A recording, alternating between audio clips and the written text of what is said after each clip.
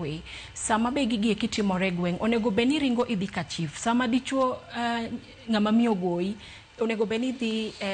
kar sirkal to iwacho ni maendi otimore lakini nitiere disconnect kata gap mabe wayudo ni osega bedo nikech sama Cleophas jaodi ogoyi mokwongo nitiere issues mabe arise ni anto koro ngama miyo goya nango. The second thing seche moko igoyo jaodi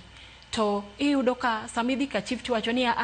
wabede kangaru court kaendi ma en wuodwa wang'e maber ahinya onge gi okang' ma wanyalo kawo dogura doga otubedi kinyne tiwinjo nonegi. The second thing iyudo ka kata ng'ama nitiere story moro mana somo kabisa mabe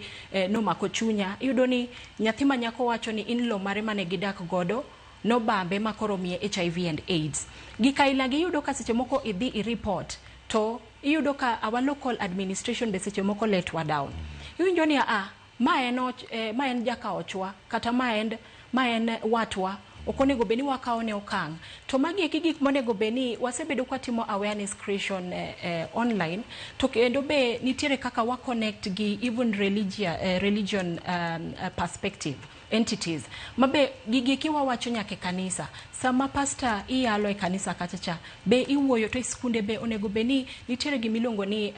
comprehensive age based comprehensive sexuality education sama koro in school magi gik monego beni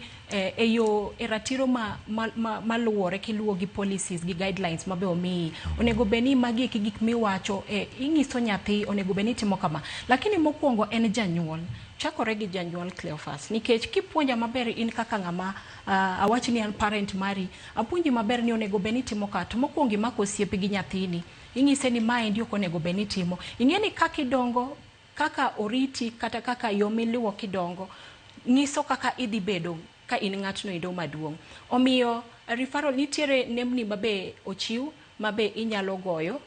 nitiere nemni ma ochiw minyalo goyo manono aito iyudo kony to mar ariyo inyalo ringo health centers mopogore opogore sama be ikali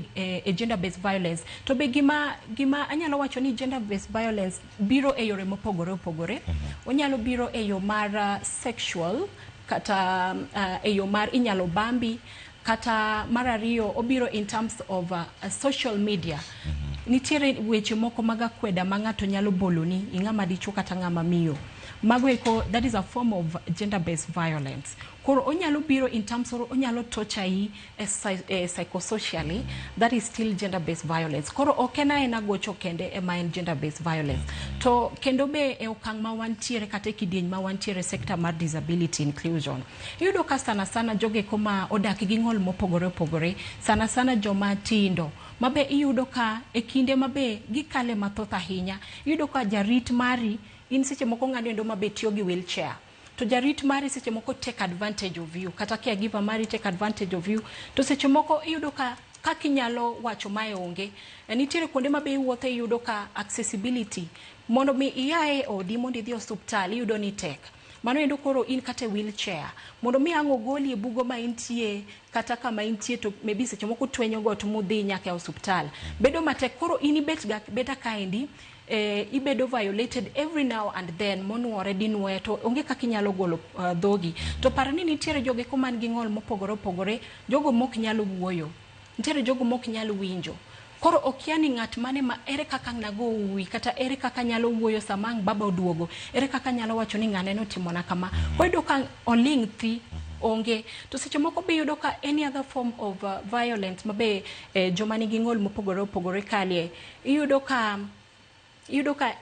seche moko onego beni nitiere yedhe gi mimi iyudo ka seche moko isandi onego beni ketie wheelchair okonyi mondo mi bed kata chieng kamoro minyalo hoye chieng tudo ka seche go ngisi ni akawona olo ka keti kawona amba ol gi mini kitingeni i depend on jogi koro mostly violence timore sama ng'at mantiere gi disability mopogore opogore okonyal yudo kony ko bor gi ng'ato endo mabe seche moko tenore kuome mabe miega kony mopogore opogore koro mai gin wa push for policies various areas especially in Kisumu County mabe kaka Sylvester Selere no endo nikech gigo iko ma watimo gimoro maringo e line achiel nitero policies mabe wasebedo kwa develop sana sexual reproductive health care bill mabe sani endi wanwa formulate gi county government of Kisumu the ministry of health, and sani endi wantiere a first draft mabe undergo amendment. Koro magi ekiyudo ka magi ekigik mabe osoe iye kaendi. To be nitiere other policies, nitiere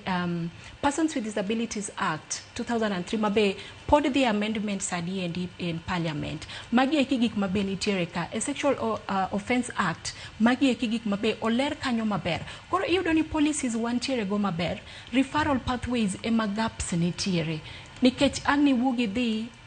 idhi kanyo endo iwacho ni otimna kama endi to onge okang mikao kata tua mikao mondo mi iyud kanyendo justice. Mana kaka iwinjo ka MCA ma Homa Bay, nominated MCA ma Homa Bay wacho kanyo endo ni of course ang ni lu kanyo endo kaka ratiro mar chik dwarore no lu, but at the end of the day iyudo ka case ni seche moko o take long,